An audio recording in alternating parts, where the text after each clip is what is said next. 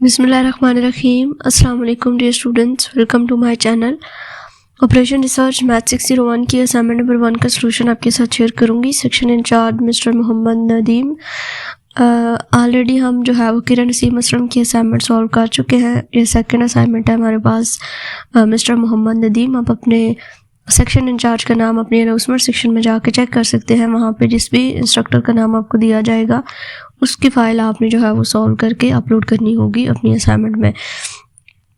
Total marks हमारे पास 20 हैं इसके, और ड्यू डेट इसकी 13 मई 2024 है।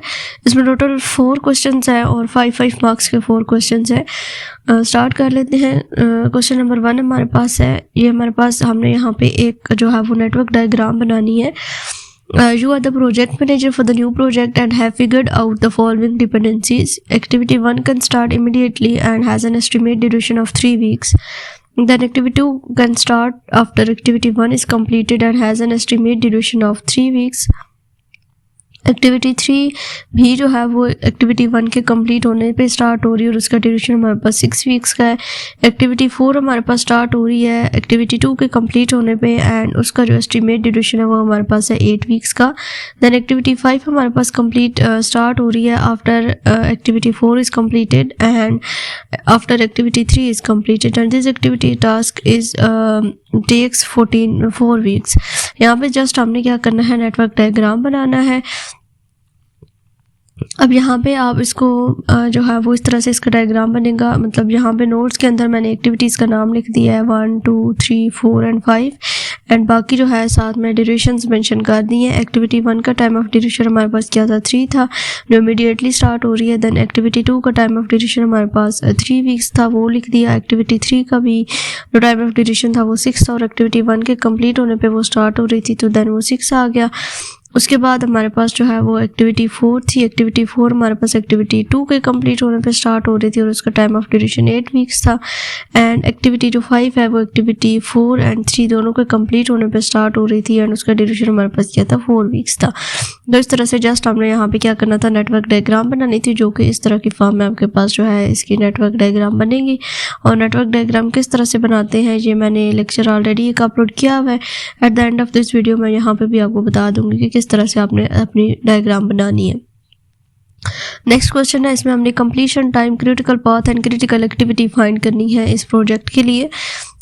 इस क्वेश्चन को सॉल्व करने के 2 तरीके हैं। एक तो ये कि डायरेक्ट हम क्रिटिकल पाथ सिर्फ फाइंड कर लें और फिर उसका कंप्लीशन टाइम निकल आएगा और देन क्रिटिकल एक्टिविटीज़ हम डिफाइन कर देंगे। दूसरा तरीका ये है कि इसमें हम इसका early start time, early finish time, late start time, late finish time भी कैलकुलेट करें और देन जो है वो उसको सॉल्व करें। बाकी वैसे इस चीज़ की ज़रूरत नहीं है, आप अगर मिस करना चाहें यहाँ पर early start, early finish, let start and let finish तो आप स्किप कर सकते हैं। मैंने यहाँ पे चूँकि जो है वो फाइंड किया है इसका जो टाइम है सारा, क्योंकि ये जो है वो एक क्वेश्चन को कंप्लीट करता है कि इस तरह से आप जो है इसको सॉल्व करेंगे।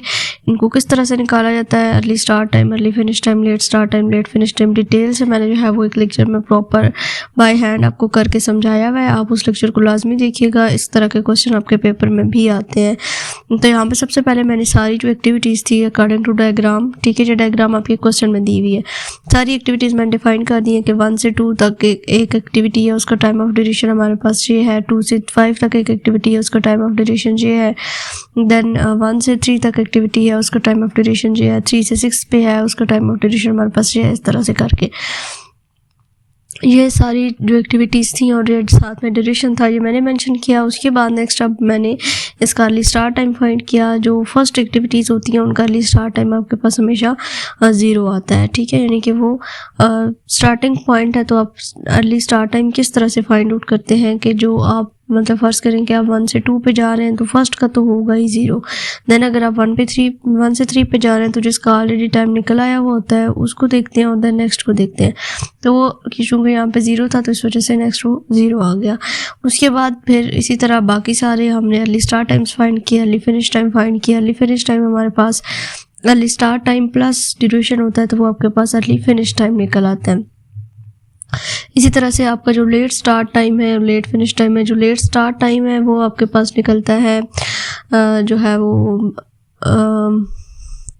लास्ट से यानी कि आप बैकवर्ड इसमें कैलकुलेशंस करते हैं और जो अर्ली स्टार्ट टाइम है वो आपका निकलता है, स्टार्ट से एंड पॉइंट तक आप इसकी कैलकुलेशंस करके लेके जाते हैं। और इस तरह जो आपका लेट स्टार्ट टाइम है उसको भी जो है वो हम फाइंड करते हैं, late start time minus duration करते हैं तो हमारे पास जो है वो लेट फिनिश टाइम निकलता है। उसके बाद नेक्स्ट आपके पास ये स्लैक्स हैं, मतलब कि जो टाइम्स हैं उन सबको आपस में माइनस कर देते हैं तो आपके पास स्लैक्स आ जाते हैं और ये ज़ीरो होते हैं। नेक्स्ट आगे इन सारी एक्टिविटीज़ को लिखने के बाद अब हमने क्या करना है, अब जो मेन चीज़ है, जो चीज़ फाइंड करनी है, तो हमने क्रिटिकल पाथ फाइंड करना है इस प्रोजेक्ट के लिए, दूसरा हमने कंप्लीशन टाइम फाइंड करना है और तीसरा हमने क्रिटिकल एक्टिविटीज़ को डिफाइन करना है।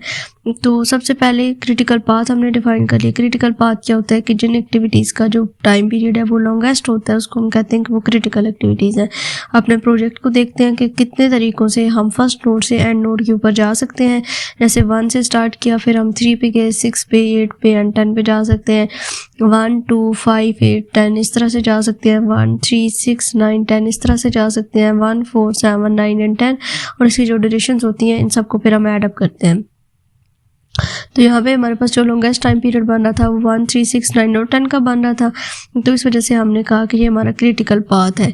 अब ये जो कंप्लीशन टाइम है ये आपका क्या कौन सा टाइम होता है, जब जो आपका क्रिटिकल पाथ निकलता है उसकी जो टाइम ऑफ ड्यूरेशन होती है उन सबको जब आप प्लस करते हैं तो आपका बन जाता है कंप्लीशन टाइम। तो ये हमारे पास यहाँ पे 45 वीक्स आता है। क्रिटिकल एक्टिविटीज़ कौन सी होती हैं, जो एक्टिविटीज़ जहाँ पे क्रिटिकल पाथ बनाने में यूज़ होती है उनको आप क्रिटिकल एक्टिविटीज़ कहते हैं।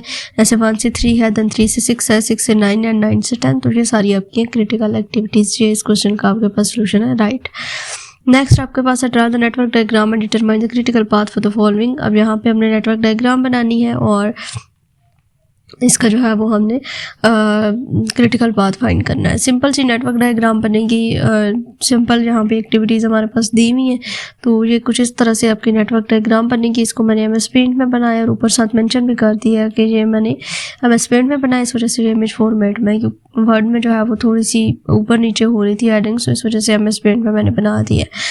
1 से 2 है, फिर उसके बाद 1 से 3, 1 से 4, इसी तरह 3 से 2 से 5, 3 से 6, 3 से 7, 4 से 7, 7 से 9 और 6 से 8 एंड 8 से 9। ये आपका क्रिटिकल इस क्वेश्चन के अकॉर्डिंग जो आपको यहाँ पे टेबल दिया हुआ है उसके अकॉर्डिंग जो है वो हमारे पास ये इसकी नेटवर्क डायग्राम बनती है। अब हमने जो सेकंड चीज़ फाइंड करनी है वो हमारे पास है क्रिटिकल पाथ, इसका फाइंड करना है। तो जो पॉसिबल पाथ है, सबसे पहले मैंने उन सबको लिख लिया कि 1 से कितने तरीक़ों से हम यहाँ इस 9 तक पहुँच सकते हैं, वो सारे मैंने लिखे। तो यहाँ पे मेरे पास 2 वैल्यूज़ आ रही हैं जो सेम है, तो इनमें से कोई भी एक जो है वो हम चूज़ कर सकते हैं। जैसे कि मैंने 1 3 6 8 एंड 9 को लॉन्गेस्ट पाथ जो है, मतलब इसमें ज़्यादा एक्टिविटीज़ आ रही थी तो इस वजह से मैंने इसको लिया और ये हमारे पास बनता है क्रिटिकल इसका पाथ। नेक्स्ट क्वेश्चन है The following are the details of the activities in a project and इसका हमने earliest start time and earliest finish time जो है वो फाइंड करना है। तो एक्टिविटीज़ हमारे पास जो है वो दी हुई है यहाँ पे और प्रीडिसेसर एक्टिविटीज़ भी इसकी दी हुई है। इसका डायग्राम मेंशन नहीं थी लेकिन मैंने इसकी भी डायग्राम बनाई है ताकि जो है वो हम आसानी से इसका जो टाइम है वो फाइंड आउट कर सकें। A एक्टिविटी है, देन B है, C D है, E है, G और F है। इस तरह से यहाँ से एक्टिविटीज़ ये आपको सारी मिलेंगी। उसके बाद नेक्स्ट अब A एक्टिविटी तो इमीडिएटली स्टार्ट होगी, फर्स्ट है चूँकि, इस वजह से। उसके बाद B एक्टिविटी को स्टार्ट करने से पहले A एक्टिविटी का कंप्लीट होना ज़रूरी है। देन इसी तरह C एक्टिविटी से पहले A एक्टिविटी आनी चाहिए, D से पहले B एक्टिविटी आनी चाहिए, E से पहले भी B आनी चाहिए, F से पहले C एंड D दोनों आने चाहिए, G से पहले E और F आनी चाहिए। तो इसी तरह से मैंने ये डायग्राम बनाई। B और C से पहले A आ गया, E और D से पहले B आ गया एंड F से पहले C और D दोनों आ गए एंड G से पहले E और F जो है वो दोनों आ गए। उसके बाद इसका अर्लीस्ट स्टार्ट टाइम और अर्लीस्ट फिनिश टाइम जो है वो मैंने फाइंड आउट किया यहाँ पे। और देन नेक्स्ट जो है वो इसमें और कुछ नहीं था फाइंड करना। फॉरवर्ड पास कैलकुलेशन अर्लीस्ट स्टार्ट टाइम किस तरह से लेते हैं, maximum of ESTs of its immediate predecessor, यानी कि जो हमारे पास प्रीडिसेसर्स होते हैं उनमें जो मैक्सिमम अर्लीस्ट टाइम होता है उसको हम लेते हैं as an earliest time for the next activity. And जो अर्लीस्ट फिनिश टाइम होता है वो मैंने अभी आगे भी बताया आपको कि अर्लीस्ट स्टार्ट टाइम को और ड्यूरेशन को जब आप ऐड करते हैं तो आपके पास बन जाता है अर्लीस्ट फिनिश टाइम। यहाँ पे नीचे मज़ीद इसको मेंशन कर दिया कि एक्टिविटी जो है वो 0 से स्टार्ट हो रही है और फिनिश 15 टाइम पे हो रही है, और बी एक्टिविटी और सी एक्टिविटी स्टार्ट एट टाइम 15, और सी जो है वो लॉन्गर टाइम को लेकर complete, so it's finish time is 36। The same process continues until we reach the end of the network, यानी कि फर्स्ट से स्टार्ट करेंगे एंड अप टू सोन इसी तरह से चलते जाएंगे जब तक हम इस लास्ट नोड पे नहीं पहुँच जाते हैं। तो ये आपका जो है वो लेक्चर था इसकी असाइनमेंट का। होप सो कि इसकी अंडरस्टैंडिंग हो गई होगी। अगर कोई कन्फ्यूजन हो या कोई चीज़ समझ ना आई हो या कोई मिस्टेक हो तो उसको हाईलाइट करें। इंशाल्लाह मिलेंगे अपने अगले लेक्चर में। अल्लाह हाफ़िज़।